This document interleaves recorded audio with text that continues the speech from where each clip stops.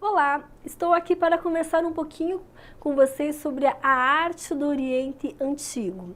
Basicamente, toda a história da arte, se a gente for pensar, que a gente estuda na escola, depois quem vai se especializar em artes em faculdade, especialização, mestrado e doutorado, a gente vai estudar mais a arte ocidental. A arte oriental ela não é tão explorada assim, a gente conhece mais basicamente ali, né?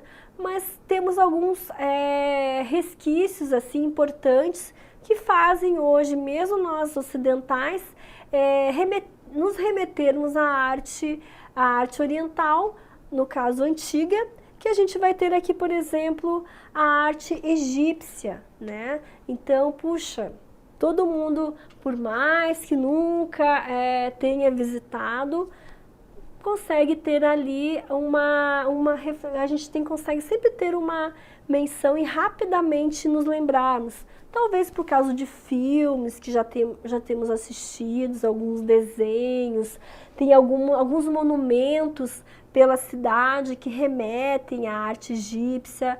A gente tem lojas até que tem objetos, coisas egípcias também, que nos aproximam desse mundo que parece tão distante para nós, mas que visualmente, de alguma maneira, a gente já acabou tendo contato, mesmo que brevemente.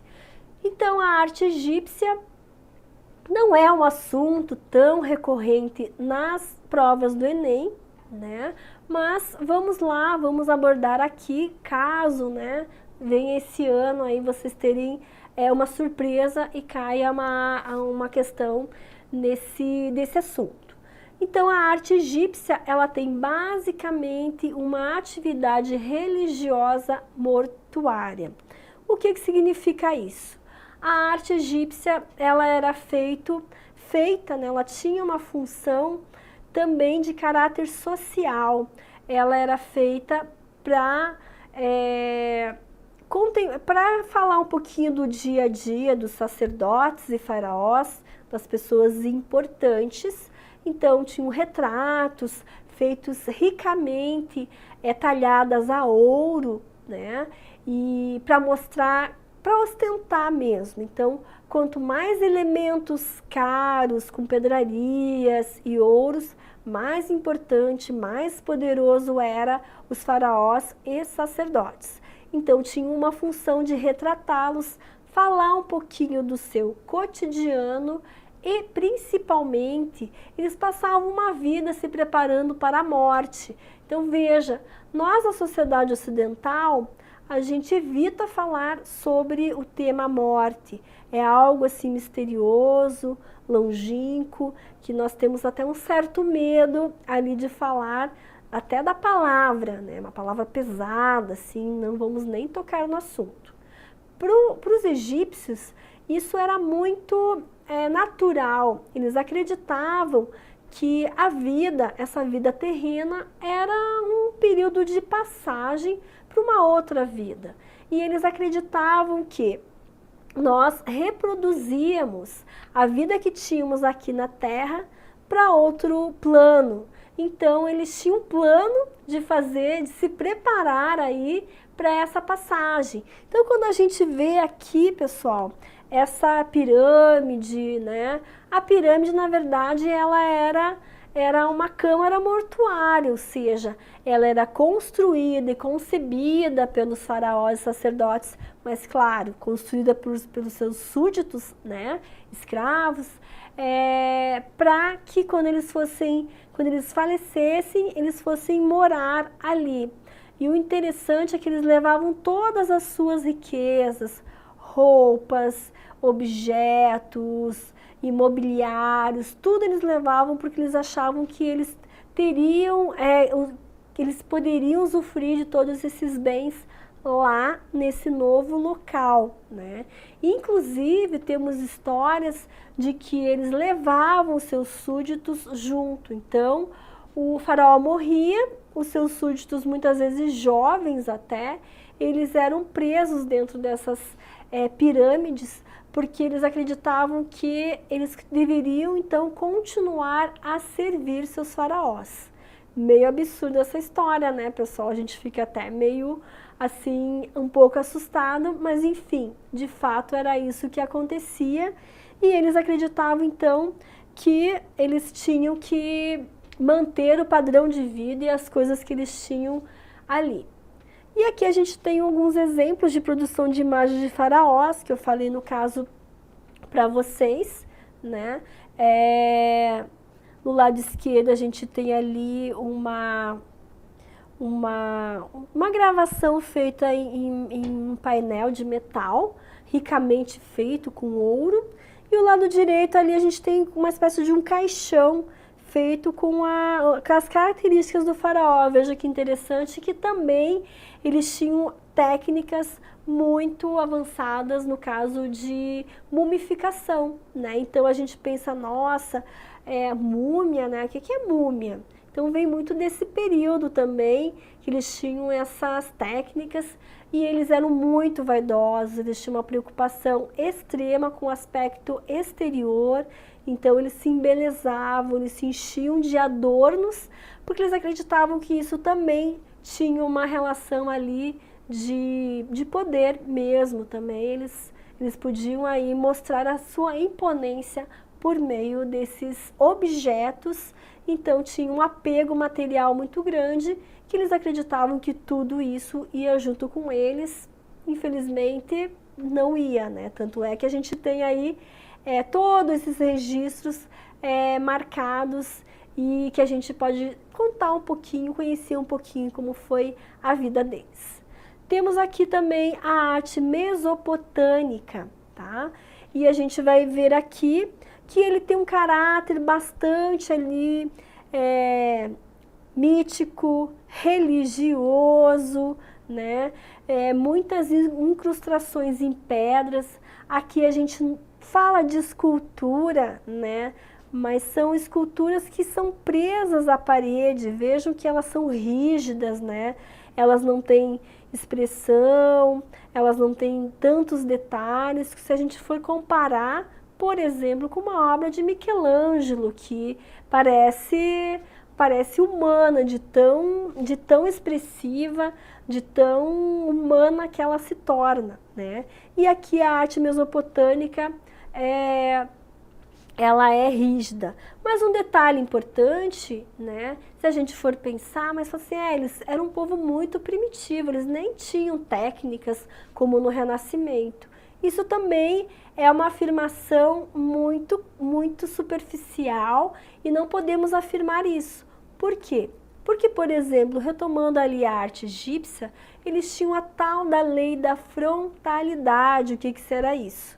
Se vocês observaram lá nos desenhos, as figuras eram colocadas de lado. Então, as pernas eram colocadas de lado, na direção de lá, e o corpo era levemente virado.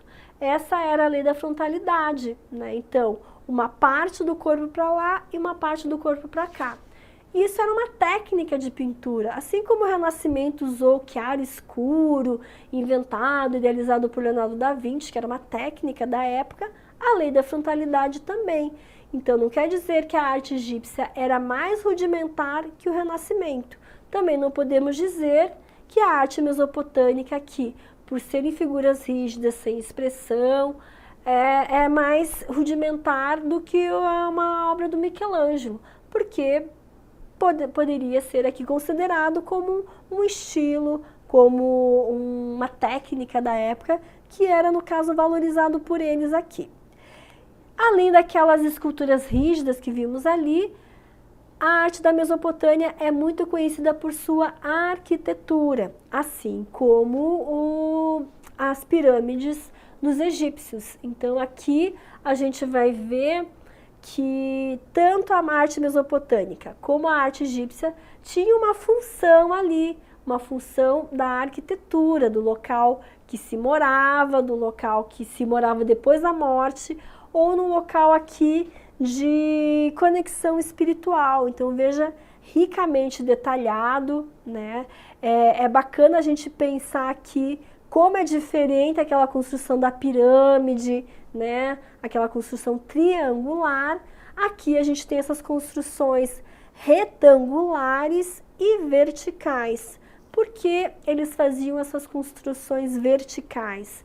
Porque essa verticalidade é a conexão nossa, humanos, com o céu. Então essa verticalidade vai falar dessa conexão em direção ao céu, a terra com o céu, por isso então construindo então essas estruturas arquitetônicas.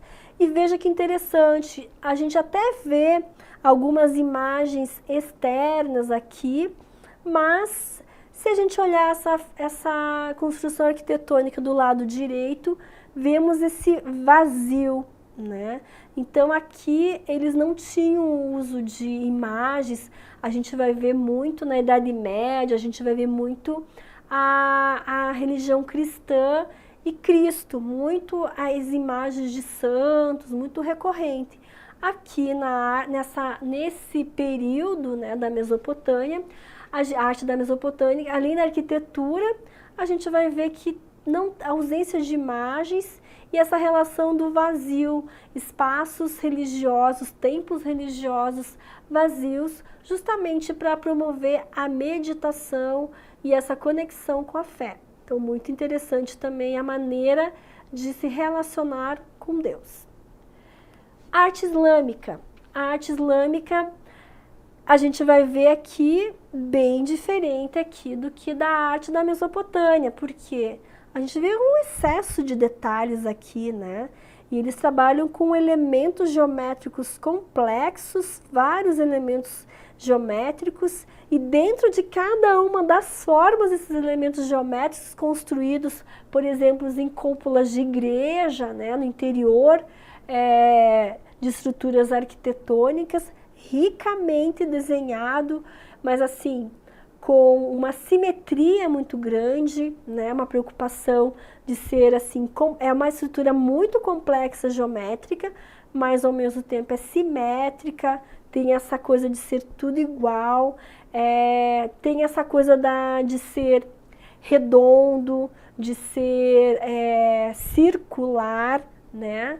E então a produção artística ali era marcada por ideias religiosas imateriais. Então não tem uma imagem de um santo, não tem a imagem de uma figura humana. Tem elementos abstratos ali, porque fala desse imaterial, remete a isso, a coisa do infinito, dessas figuras que sempre parece que estão girando, girando, girando, uma coisa que meio que igual a matemática, né, que vai para essa coisa do infinito, que daí tem uma relação com a eternidade, tem uma valorização da transcendência em contraposição à vida material. Então veja como é diferente, né? A arte egípcia, ela tinha uma função também religiosa, mas tinha um apego material muito grande, tanto é que os faraós morriam com todos os seus bens materiais, inclusive seus súditos, né? Porque eles acreditavam que isso era importante levar.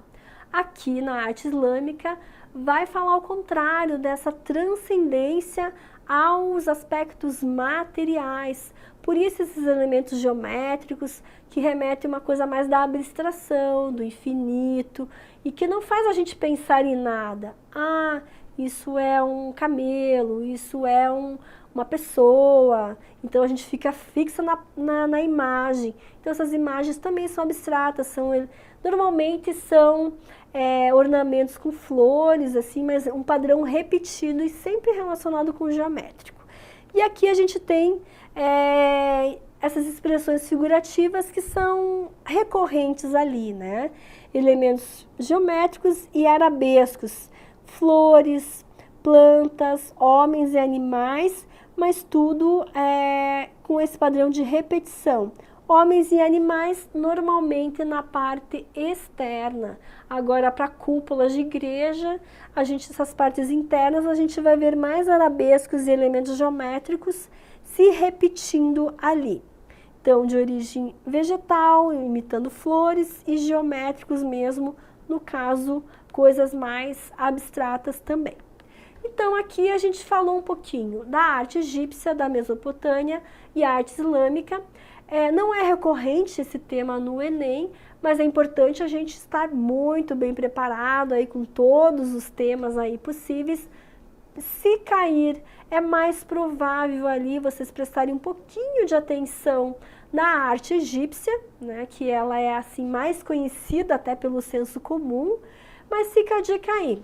Então passei um pouquinho aí do meu conteúdo sobre a arte antiga aí do Oriente. Até mais.